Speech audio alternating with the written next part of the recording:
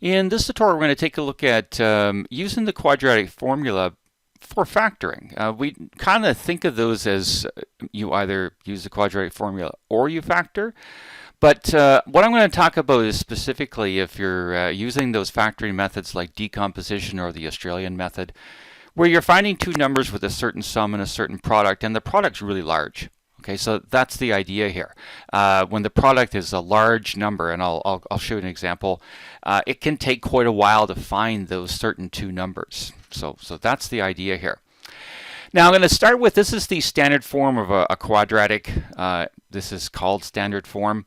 And a useful version of that is if you know the two roots of a quadratic, you can write it as x squared or whatever variable you have, minus the sum times x. So that's the linear term in the middle, plus the product in the end. And just to make this a little simpler, I'm going to let s represent the sum and p the product. So it's going to be x squared minus sx plus p equals 0. And so here's our quadratic formula. So what I'm going to do is substitute negative s in place of b, here and here, of course. A would be 1, so this is going to be 1 here and here, and c would be the product, the p. So there's the substitution. And so negative s squared is going to be s squared. 4 times 1 times p is just 4p. And 2 times 1 in the denominator is just 2. So this is kind of like a simple version of the quadratic formula for this particular application.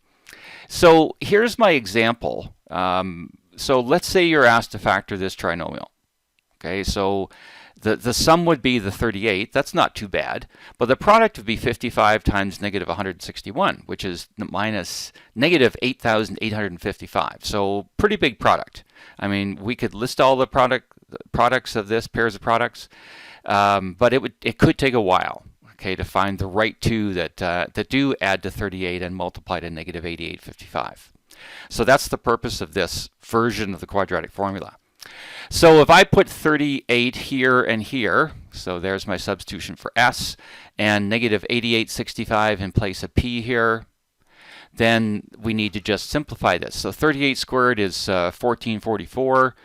4 times 8855 is 35420.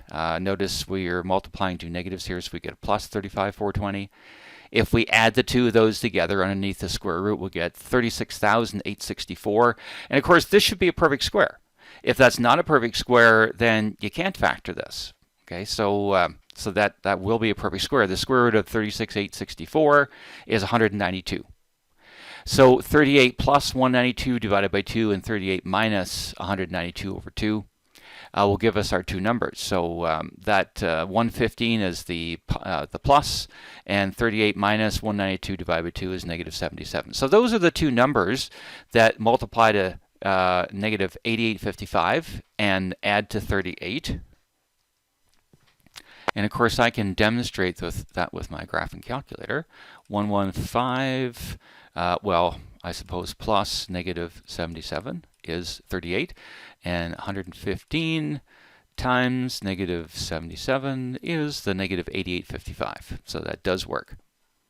So now, so here's our factoring, and I'm doing this using the Australian method. This would work just as well if you were using the decomposition method. So in the Australian method, it starts with a 55x squared. So you write 55x and 55x at the beginning of the two brackets, and a 55, that a value in the denominator. Now notice just 55, there's no x here. And this is what you do with 115 and negative 77. So you put plus 115 in one and subtract 77 in the other. And in the first set of brackets, and I'll write that this step, you can, both of these are divisible by 5. So we can factor a 5 out here and an 11 out here.